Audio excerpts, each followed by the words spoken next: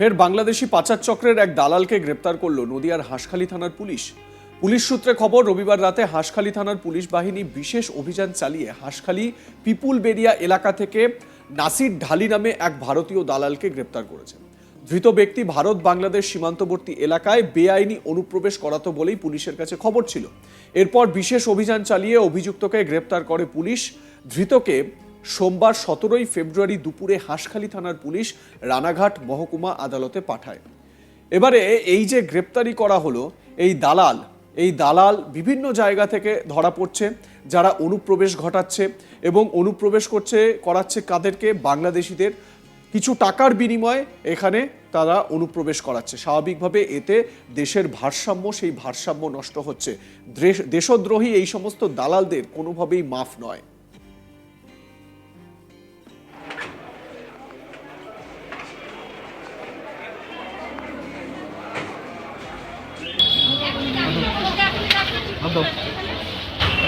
ধরো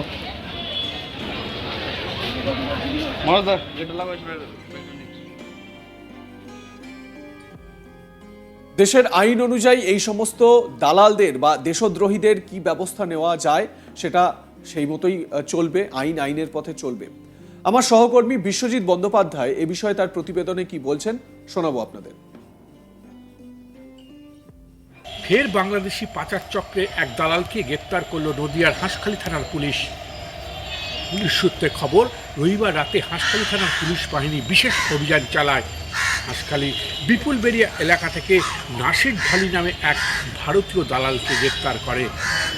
ধৃত ব্যক্তি ভারত বাংলাদেশ সীমান্ত এলাকার বেআইনিভাবে অনুপ্রবেশ করাতো বলেই পুলিশের কাছে খবর ছিল। এরপর বিশেষ অভিযান চালিয়ে অভিযুক্তকে গ্রেপ্তার করে।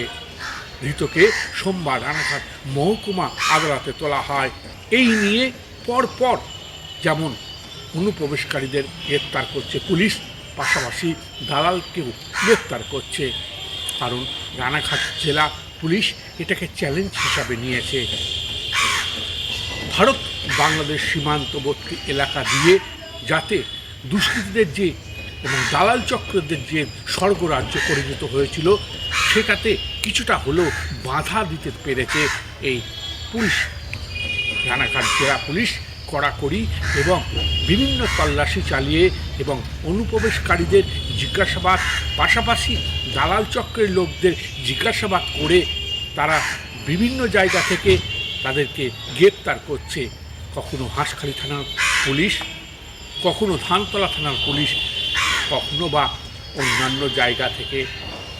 কিছুদিন ধরেই কাঁটাতারের বেড়া দেওয়ার চেষ্টাও চলছে রাজ্য সরকার জমি দেওয়াতে। এতে অনেকটা সুবিধাও হয়েছে। পাশাপাশি যেসব জায়গাগুলো ফাঁকা ছিল, কাঁটাতারের বেড়া ছিল না, সেখানে আরও কড়াকড়ি করছে এবং বিএসএফ সেখানে বেশ ভালোভাবে টহল দিতে শুরু করেছে। পাশাপাশি রানাঘাট জেলা পুলিশ তারা বিভিন্নভাবে তল্লাশি চালাচ্ছে যাতে আর অনুপ্রবেশকারী কিংবা দালাল চক্র বাড়াবাড়ি না করতে পারে। ইতিমধ্যে প্রায় প্রত্যেক দিনই দালাল যেমন ধরা পড়ছে, তেমনি অনুপ্রবেশকারীও ধরা পড়ছে।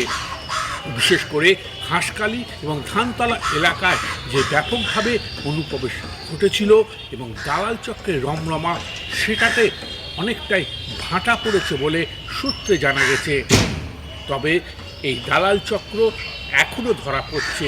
প্রায় প্রত্যেক দিনই অনুপ্রবেশকারীও যদি গা ঢাকা দিয়ে থাকে, তাদেরকেও ধরা পড়ছে। কারণ রানাঘাট জেলা পুলিশ এটাকে চ্যালেঞ্জ হিসাবে নিয়েছে। অনুপ্রবেশকারীদের এই বাড়ন্ত দালাল চক্রের টাকার বিনিময়ে এদেশে নিয়ে আসাটা কিছুটা হলেও অনেকটা কম এবং ধরপাকড়ের ফলে তারা কিছুটা ভীতির সঞ্চার হয়েছে এবং তারা গা ঢাকা দিয়ে রয়েছে।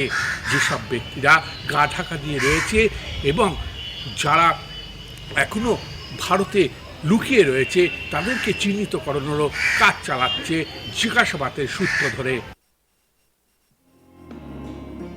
বাংলাদেশে বর্তমান পরিস্থিতি উত্তাল, আর সেই উত্তাল পরিস্থিতিতে বাংলাদেশ থেকে ভারতে অনুপ্রবেশের চেষ্টা বাড়ছে বলেই মনে করছে বিশেষজ্ঞরা। ইতিমধ্যেই বেআইনিভাবে ভারতে প্রবেশের অভিযোগে এর আগেও একাধিক ব্যক্তিকে গ্রেপ্তার করা হয়েছে। আবার বেআইনিভাবে ভারতে আসা সেই সব বাংলাদেশিদের সাহায্য করার অভিযোগেও ধরপাকড় চালাচ্ছে পুলিশ। এই যেমন এই ব্যক্তিকে গ্রেপ্তার করা হলো। এবার বেআইনিভাবে বাংলাদেশি অনুপ্রবেশকারীদের আশ্রয় এখানে দিচ্ছে কারা? যারা এখানে আশ্রয় দিচ্ছে তাদেরকে জাল ভোটার কার্ড, আধার কার্ড বানিয়ে দিচ্ছে, এখানকার নাগরিক বানিয়ে দিচ্ছে এবং এখানকার ভোটাধিকার প্রয়োগ করার অধিকার তাদের কাছে চলে আসছে, ভোট দেওয়ার অধিকার তাদের কাছে চলে আসছে। স্বাভাবিকভাবে এটা বোঝার বিষয়, যারা এখানকার নাগরিক, ভারতের নাগরিক, তাদের রুটি রুজি, তাদের অধিকার মারছে এই সমস্ত অনুপ্রবেশকারীরা।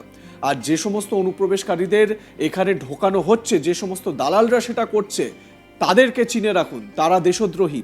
আপনার বাড়ির পাশেও যদি এই ধরনের দালাল থাকে তাহলে তাদেরকে ছাড়বেন না, আইনের হাতে তুলে দেবেন।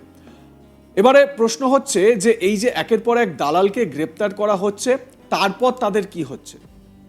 কয়েকদিন আগেই নদিয়ার গাংনাপুর থানার পুলিশ এক দালালকে গ্রেপ্তার করেছিল। গাংনাপুরের সবাইপুর এলাকায় এক দালাল লুকিয়ে রয়েছে বলে খবর পায় গাংনাপুর থানার পুলিশ, আর তারপরই গাংনাপুর পুলিশ অভিযান চালিয়ে সিরাজুল মণ্ডল নামে ওই দালালকে গ্রেপ্তার করে। পুলিশ সূত্রে খবর, ধৃত সিরাজুল মণ্ডলের বাড়ি ছিল বাংলাদেশে অনুপ্রবেশকারীদের ভারতে আসতে ও সেখানে তাদেরকে বিভিন্ন রকমভাবে সুযোগ সুবিধা দেওয়ার জন্য সে বন্দোবস্ত করত। মৃণাল কান্তি বলে এক ব্যক্তি, যে এই বিষয়ে স্থানীয় বাসিন্দা, তিনি এ বিষয়ে কি বলছেন শোনাবো তার বক্তব্য। তাদের যে ধীরেন ঘোষ, তাকে পুলিশ গ্রেপ্তার করে নিয়ে গেছে পাসপোর্ট জালিয়াতি কেসে। কি বলবেন এখানে ভাড়া কত? আমাদের বাড়ি আগে 5-6 বছর হলো ভাড়া থাকে, কিন্তু আমরা খুব ভালো মানুষ বলে চিনতাম এবং এলাকার লোকের সঙ্গে ভালো সম্পর্ক আছে, কারোর সঙ্গে কোনো ঝামেলা ঝুট এখনো পর্যন্ত আমরা পাইনি, দেখিনি। কে থাকতো এখানে? উনি, ওনার ওয়াইফ আর একটা বাচ্চা। কখনো বাইরের লোকে যাতায়াত ছিল? না, বাইরের লোক বলতে গেলে যা আসতো লোকালের লোকই আসতো, আর তা নাহলে বাংলাদেশ থেকে শ্বশুর শাশুড়ি এরাই আসতো, আর সেরকম কেউ আসতো না। না এতক্ষণ কি বলবো, ওর নিজের বাড়ির ঠিকানা কি বলেছে? বাড়ির ঠিকানা বলতে আলাইপুরের দিকে ওনার দিদি আছে, দিদির প্রেফারেন্সে, মানে ওনারা লোকাল। আর এখানে হচ্ছে আমাদের লোকাল একজন ছিল, ওনার নাম লালটু বলে নাম, সবাই চেনে মোটামুটি। উনি বলেছিল যে তুই রাখ, কোনো অসুবিধা নেই, খুব ভালো লোক। সেই সূত্রপাতে আমরা রেখেছিলাম। আজকে তিনি নেই, তিনি মারা গেছেন। ভাড়া এনে দিয়েছিলেন? হ্যাঁ, সে মারা গেছে। কত বছর হলো এখানে? এখানে ইনি থাকে ওই 5-6 বছর হবে, 5-6 বছর আশেপাশে। কোনো পাসপোর্ট সংক্রান্ত বিষয়ে আলোচনা করলো? না, কোনো আলোচনা হয়নি। বাইরে আপনাদের মতামত জানাতে থাকুন, দেখতে থাকুন আজ তাক বাংলা, সাবস্ক্রাইব করুন ইউটিউব চ্যানেলটি।